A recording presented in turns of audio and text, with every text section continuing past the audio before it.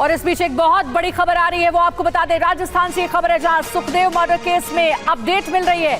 Shooter Rohit, Nitin फौजी गिरफ्तार किए गए हैं। तो देखिए, इन दो शूटर्स की पहचान हुई थी और इस पूरे मामले में अपडेट ये है, इन दोनों ही शूटर को पकड़ लिया गया है। शूटर रोहित और नितिन फौजी को गिरफ्तार कर लिया गया है। सुखदेव मर्डर केस में बहुत बड़ी अपडेट है ये देखिए, दोनों ही शूटर्स, ये देखिए, सबसे पहले वो पूरा सीसीटीवी फुटेज देखिए, यही वो वीडियो है जिसके आधार पर पुलिस पहुंची दोनों शूटर्स तक। शूटर रोहित और नितिन फौजी पकड़ा गया है। पूरे मामले में इन्वेस्टिगेशन चल रही थी और इसी पर देखिए ज्यादा अपडेट के साथ जयपुर से हमारे सहयोगी ध्वज आर्य हमारे साथ जुड़ गए हैं। सीधे उनका रुख करते हैं। ध्वज, बहुत बड़ी अपडेट है, दोनों ही शूटर्स पकड़े गए हैं, क्या जानकारी आपके पास?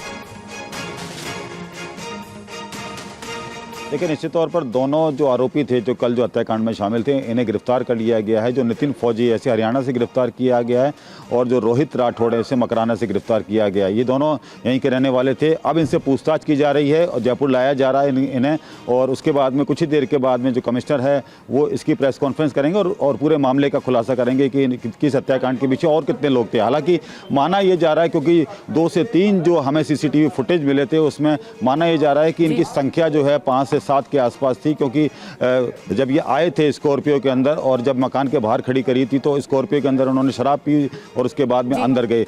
एक सहयोगी को भी लेके गए थे जिसका नाम जो नवीन शेखावत बताया जा रहा है, जिसकी मौत हो गई थी अंदर ही जब गोलीबारी हुई थी। बहुत बड़ी कामयाबी है जयपुर पुलिस के लिए, दोनों शूटर्स गिरफ्तार किए गए हैं, लेकिन अब इनसे पूछताछ होगी और इनके पूरे गैंग के बारे में पता लगाया जाएगा। एक बड़ी खबर है ध्वज, आऊंगे आपके पास। राजपूत करणी सेना के अध्यक्ष सुखदेव सिंह की हत्या के बाद राजस्थान में तनाव फैला हुआ है। इस वारदात के पंजाब कनेक्शन भी सामने आए हैं।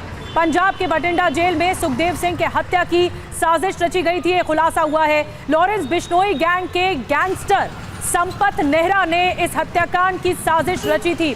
सुखदेव सिंह की हत्या के बाद सर्व समाज सड़क पर उतर आया है और हत्यारों के जल्द गिरफ्तारी की मांग की जा रही है। 2 शूटर्स गिरफ्तार कर लिए गए, इस वक्त का बड़ा अपडेट। इस बीच पूरे राजस्थान में सुरक्षा कड़ी कर दी गई है। तो बहुत बड़ी खबर है, सुखदेव सिंह का मर्डर हुआ और उसके बाद दोनों ही शूटर्स को पकड़ा गया है, ये अपडेट मिल रही है। सुखदेव सिंह गोगामेड़ी की हत्या पर एक और बड़ा खुलासा हुआ है। खुलासा यह है कि राजस्थान पुलिस की लापरवाही सामने आई है। गोगामेड़ी की हत्या का पंजाब पुलिस ने पहले ही अलर्ट भेजा था।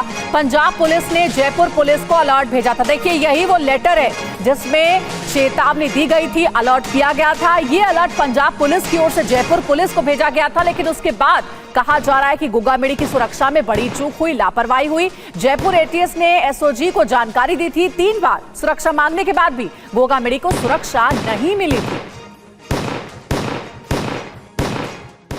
तो ये चिट्ठी हम आपको दिखा रहे हैं कि पहले ही अलर्ट किया गया था जयपुर पुलिस को, राजस्थान पुलिस को, कि इस तरह की घटना हो सकती है, इस तरह की वारदात हो सकती है, अलर्ट किया गया था। और आइए बिग वॉल के जरिए कुछ और डिटेल आपको बताते हैं, क्या बड़ा खुलासा हुआ है। जयपुर पुलिस ने हत्या में शामिल दोनों शूटर्स की पहचान सबसे पहले की इस घटना के बाद। एक शूटर राजस्थान के मकराना का रहने वाला रोहित राठौर है, जिसकी तस्वीर भी हम आपको दिखा रहे हैं। जी हाँ, अपडेट सबसे पहले आपको दे दें, दोनों शूटर्स पकड़े गए हैं। दूसरा जो शूटर है वो हरियाणा के महेंद्रगढ़ का रहने वाला है, नितिन फौजी, उसे भी पकड़ लिया गया है। वहीं हमलावरों के साथ आए नवीन सिंह की क्रॉस फायर में मौत हो गई है, यानी कि गोगामेड़ी के साथ एक और व्यक्ति की मौत हुई है इस पूरी घटना में। जी, और पंजाब के बठिंडा जेल में बनी सुखदेव सिंह की हत्या की साजिश, ये भी जानकारी सामने आई। लॉरेंस बिश्नोई गैंग के गैंगस्टर संपत नेहरा ने इसकी साजिश रची थी, इस पूरे हत्याकांड की।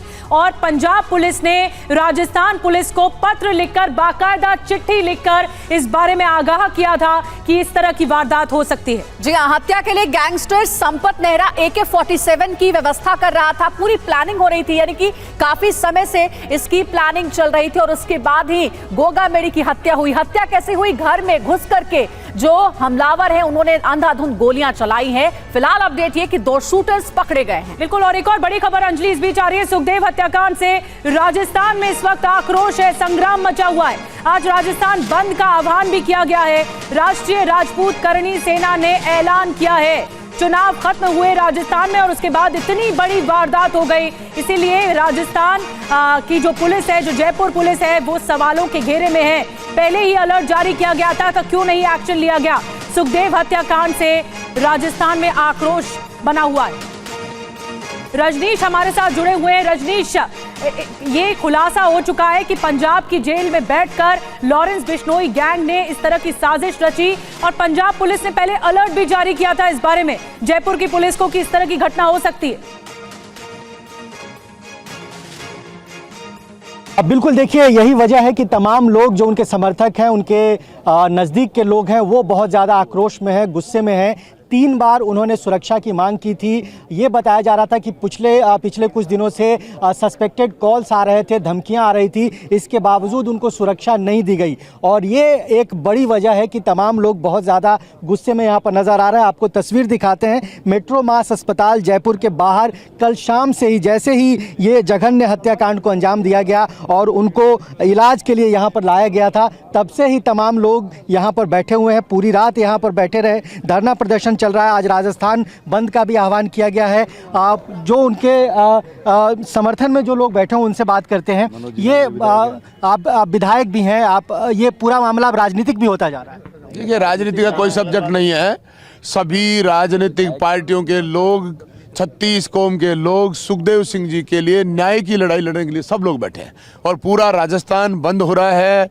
जयपुर पूरा शहर बंद है। व्यापारी वर्ग ने कल ही हमको यहाँ अवगत कराया कि हम आपको समर्थन दे रहे हैं। सर, वो कह रहे थे कि 3 बार उन्होंने सुरक्षा की मांग की पिछली सरकार में। आपको लगता है कि उनकी सुरक्षा हो जाती तो इस तरह की घटना से बचा जा सकता था? बिल्कुल बचा जा सकता था। सुरक्षा अगर मिल जाती तो सुखदेव सिंह की हत्या नहीं होती और उसमें पूरी सरकार की, पूरे अधिकारियों की, जो पुलिस मुख्यालय में बैठे उन अधिकारियों की, गृह मंत्रालय में बैठे उन अधिकारियों की और सरकार के गृह मंत्री और मुख्यमंत्री की। ठीक है, यानी कि लापरवाही जरूर हुई है इस पूरे मामले पर अगर गौर करें तो पंजाब पुलिस के अलर्ट के बाद भी जयपुर पुलिस ने सुरक्षा नहीं दी सुखदेव गोगामेडी को। रजनीश, हमारे साथ जुड़े रहिएगा। एक और बड़ी खबर, सुखदेव सिंह गोगामेडी की हत्या से जुड़ा खुलासा हुआ है। खुलासा यह है कि गोगामेडी को कई महीनों से लगातार धमकियां मिल रही थी। पड़ोसियों ने कहा पिछले कई महीनों से संदिग्ध लोग कॉलोनी में आते थे। गोगामेडी के सिक्योरिटी गार्ड पड़ोसियों के सीसीटीवी चेक करते थे।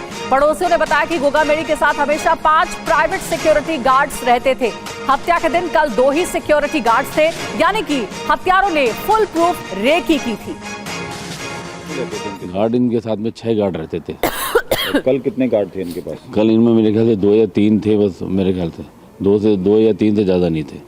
और कितने लोग यहाँ पर रहते थे फैमिली में? क्या आपको कभी ऐसा लगा कि इनकी एक्टिविटीज़ से कि इनकी जान को खतरा है? नहीं, वो तो ये कहते ही थे। इनके गार्डों से कई बार बातचीत हुई और वो मेरे मकान के नीचे कमरा है ये इधर, उसके अंदर मॉनिटर लग रहा है, उसमें आकर के वो देखते रहते थे।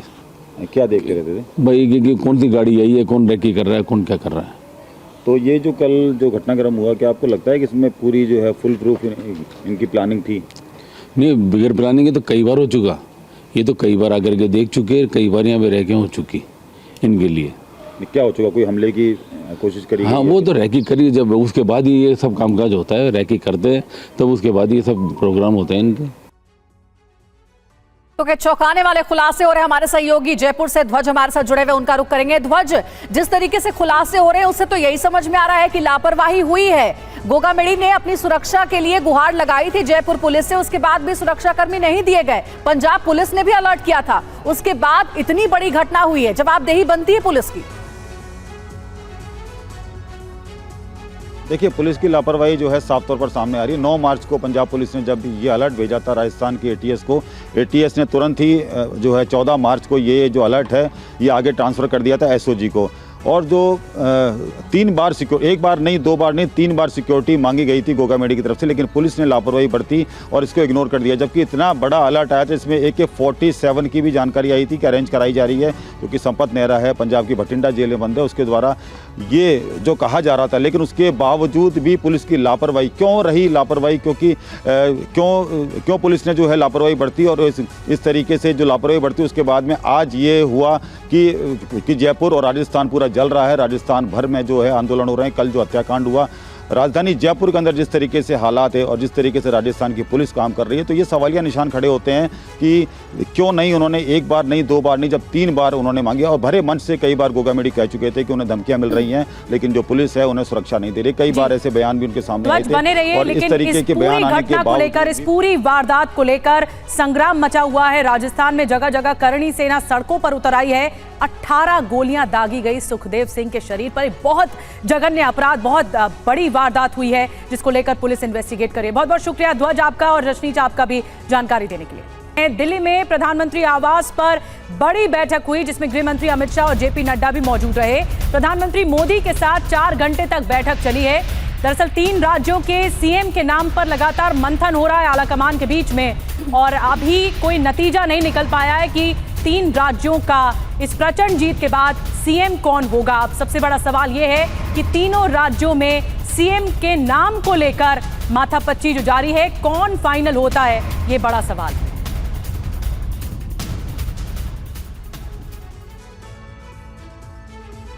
तो 3 राज्यों में सीएम पर सस्पेंस लगातार बना हुआ है। बड़ी अपडेट्स आपको जल्दी से दे देते हैं बिग बॉल पर। डिटेल्स में देखिए, पीएम आवास पर एक बड़ी बैठक हुई है और इस बैठक में कहा जा रहा है कि लगभग 4 घंटे तक मंथन हुआ है। 4 घंटे चली है पीएम के साथ बैठक, जिसमें तीनों राज्यों के सीएम को लेकर के बातचीत हुई है।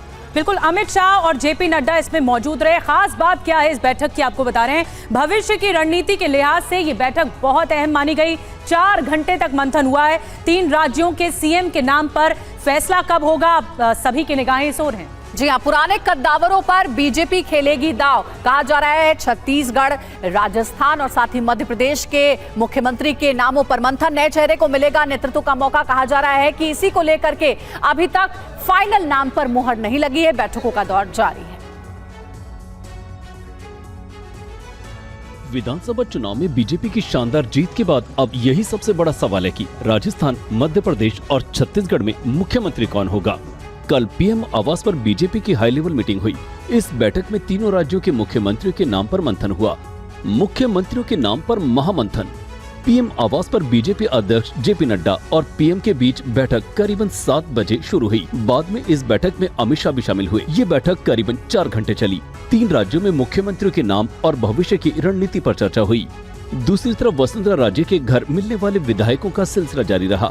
2 दिन में अब तक 38 विधायकों की वसुंधरा राजे से मुलाकात हुई है। बीजेपी अध्यक्ष सीपी जोशी और प्रदेश प्रभारी अरुण सिंह की अहम मुलाकात हुई। इस मीटिंग के बाद अरुण सिंह ने कहा कि बीजेपी संसदीय बोर्ड जो भी फैसला करेगा वो सबको मंजूर होगा। पार्लियामेंट्री बोर्ड फैसला ले लेगा, वही सबको मान्य होता है। विश्व के सबसे लोकप्रिय नेता माननीय प्रधानमंत्री जी के नेतृत्व में हम चुनाव जीते हैं। जो केंद्रीय नेतृत्व फैसला लेगा पार्लियामेंट्री बोर्ड, वही सभी को मान्य। और एक और बड़ी खबर ये भी कि टीवी9 भारतवर्ष से बोले शिवराज सिंह चौहान, मैं मुख्यमंत्री पद का दावेदार नहीं हूं। राजनीति के जरिए जनता की सेवा करना हमारा मिशन है, ये कहा शिवराज सिंह चौहान ने। 2024 में राज्य की सभी सीटें बीजेपी जीतेगी। सारे नेता दिल्ली में हैं और आप लोकसभा चुनाव की तैयारियों में जुट गए हैं। कल छिंदवाड़ा भी पहुंच रहे हैं आप। देखिए, दिल्ली में इसलिए होंगे कि लोकसभा का सत्र चल रहा है।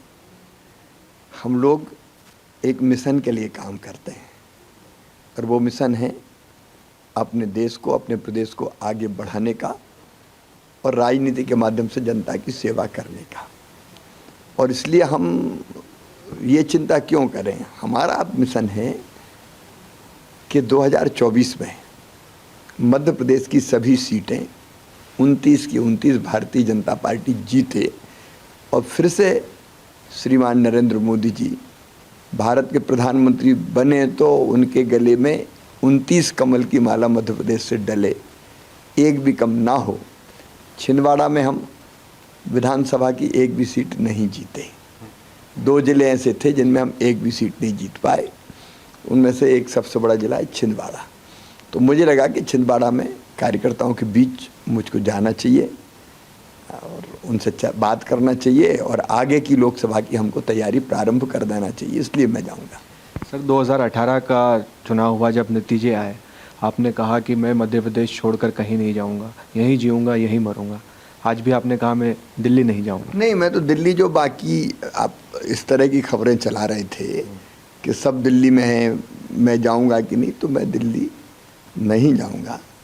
मैं जा रहा हूं अपने काम पे, जो मिशन है अपना उस पे। सर इतना प्रचंड बहुमत है, मुख्यमंत्री के नाम के ऐलान में इतनी देरी क्यों हो रही है? मैंने तो आज ही कह दिया कि हम लोग ऐसे कार्यकर्ता हैं मेरे जैसे, जो किसी पद के लिए काम नहीं करते।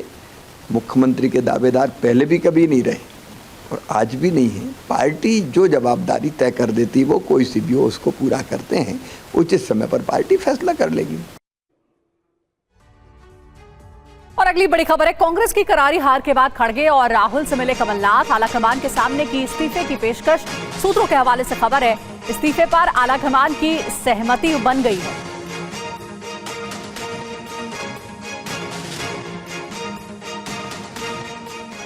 और इस बीच आपको बता दें कि भोपाल पहुंचे एमपी बीजेपी अध्यक्ष वीडी शर्मा 2 दिन के दिल्ली दौरे के बाद वापस लौटे हैं भोपाल।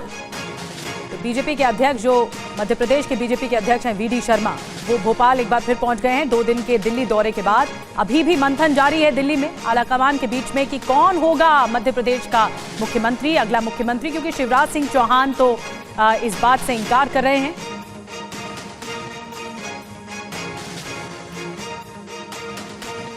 और वहीं राजस्थान की बात करें तो जयपुर से दिल्ली तक सीएम के नाम पर मंथन हो रहा है। जयपुर में बीजेपी विधायकों से मुलाकात की खबर भी आपको देंगे, लेकिन उस बीच एक और अपडेट आपको दे दें। भोपाल पहुंचे हैं एमपी बीजेपी के अध्यक्ष वीडी शर्मा और 2 दिन के दिल्ली दौरे के बाद वो भोपाल लौटे हैं।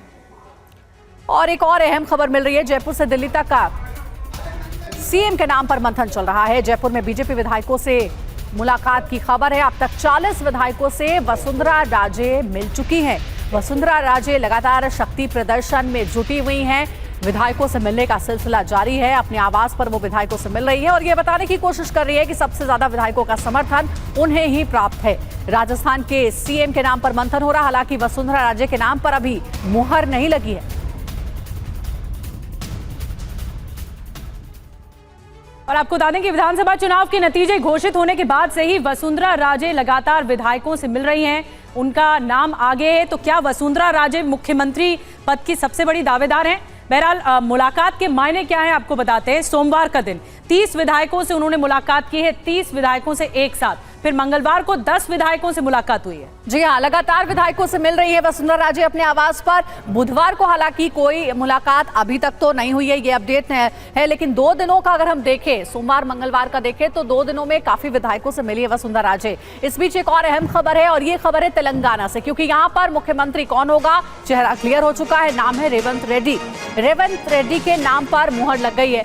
7 दिसंबर को रेवंत लेंगे सीएम पद की शपथ। पार्टी के वरिष्ठ नेताओं की बैठक में ये फैसला हो चुका है।